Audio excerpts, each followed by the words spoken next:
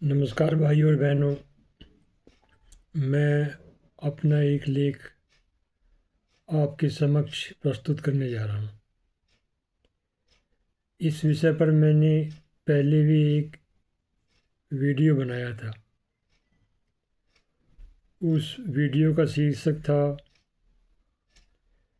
Virgin मेरी और शिशु संत एनी के साथ, जिसे इंग्लिश में कहते हैं Virgin and Child with Saint Anne. ये चित्र विश्व के महानतम चित्रकार लियोनार्डो दा विंसी की का बनाया हुआ है। इसके बारे में मैंने आप लोगों को पहले बताया था। अब मैं इसके बारे में विस्तार से बताता हूँ। और इस चित्र में लियोनार्डो दा विंसी ने बहुत ही श्रेष्ठतम ढंग से अपनी कला का प्रदर्शन किया है। इसीलिए ये चित्र सारे विश्व में बहुत अधिक प्रसिद्ध है। अब मैं अपना लेख प्रारंभ करता हूँ। वर्जिन और शिशु संत एनी उच्च पुनर्जागरण काल के कलाकार लियोनार्डो दा विंसी द्वारा बनाई गई एक अधूरी तैल चित्रकला है, जिसका समय लगभग 1501 से लेकर 1519 है। इसमें संत एनी, उसकी पुत्री वर्जिन मेरी और यीशु को दर्शाया गया है।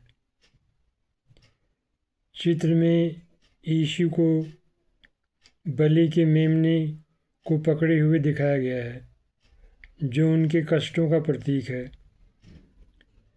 यह चित्र फ्लोरेंस के सेंटेसिमागा अन्नुजियाटा चर्च के मुख्य वेदी के रूप में बनवाया गया था और इसका विषय लियोनार्डो के मन में लंबे समय से बसा हुआ था।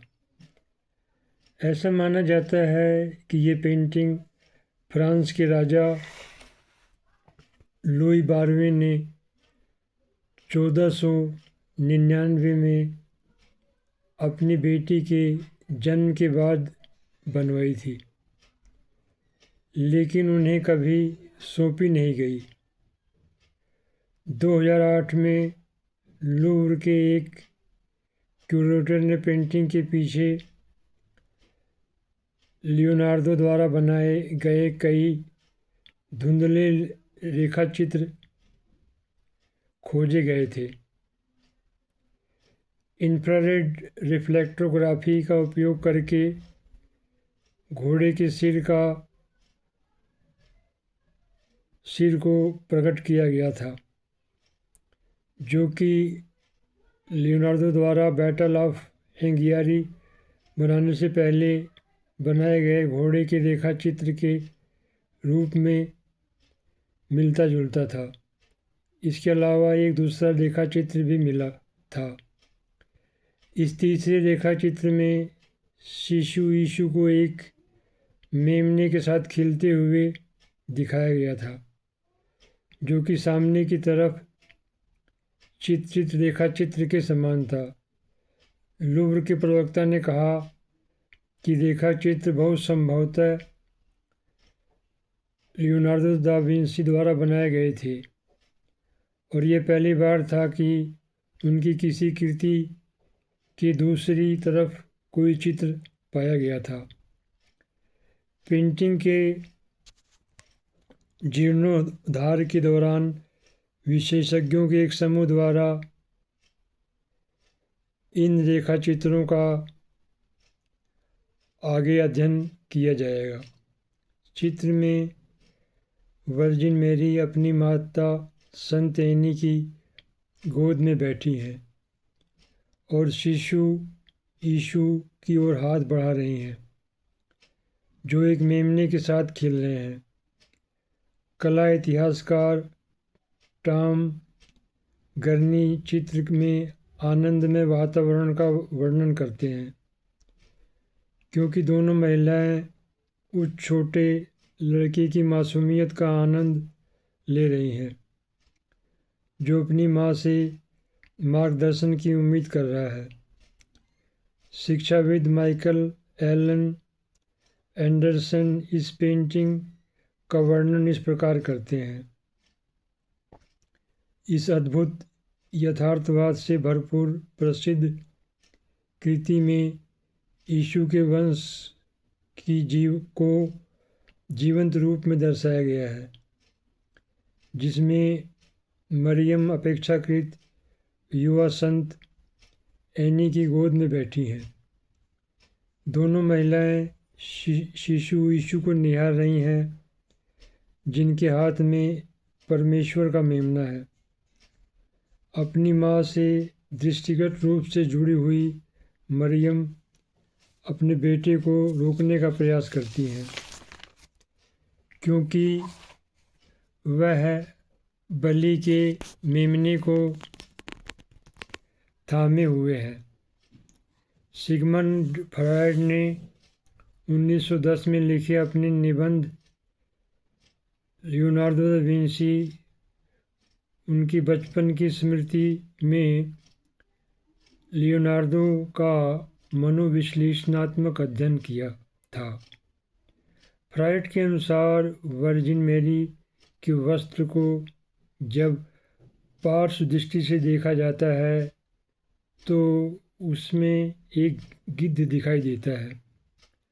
फ्रायड का दावा था कि यह लियोनार्डो की बचपन की उस निष्क्रिय समलैंगिक कल्पना की अभिव्यक्ति थी जिसके बारे में उन्होंने कोडेक्स अटलांटिस में लिखा था। Codex Atlanticus Leonardo da Vinci की रचना है। इस रचना में उन्होंने बताया था बचपन में पालने में लेटे हुए उन पर एक गिद्ध की पूंछ ने हमला किया था। फ्रायड के इस अंश का अनुवाद इस प्रकार है। ऐसा लगता है कि गिद्धों के प्रति मेरी इतनी गहरी चिंता में होना हमेशा के लिए नियत था, क्योंकि मुझे अपनी शुरुआती यादों में से यह एक याद है कि जिसे मैं अपने पालने में से देखा था। तो एक गिद्ध मेरे पास आया और उसने अपनी पूंछ से मेरा मुंह खोला और कई बार अपनी पूंछ से मेरे होठों पर प्रहार किया।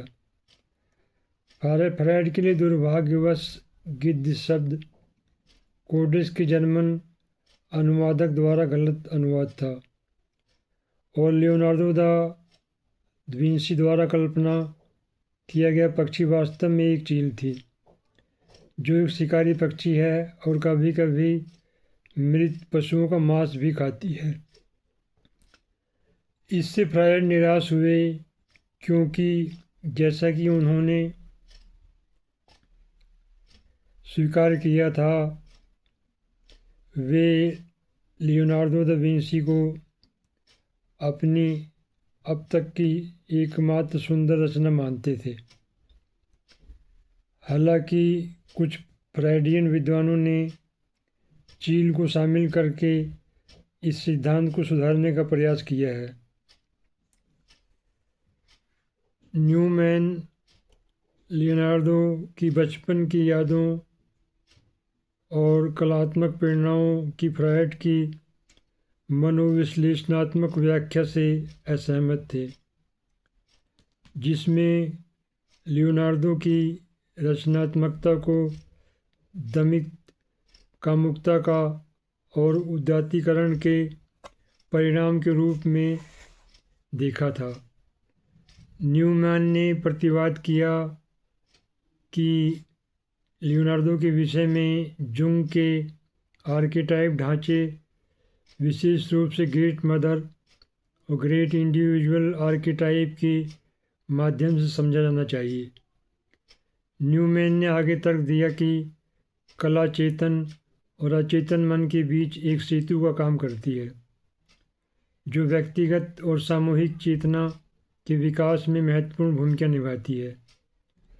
ये पुस्तक पौराणिक और कलात्मक परंपराओं में रचनात्मक प्रक्रिया का विश्लेषण करती है। इसे मनोवैज्ञानिक एकीकरण के लिए एक प्रमुख तंत्र के रूप में देखती है। इस तरह भाइयों और बहनों, मेरा ये लेख समाप्त होता है।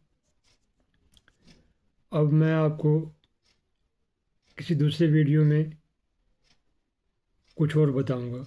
नमस्कार, जय हिंद, भारत माता की जय।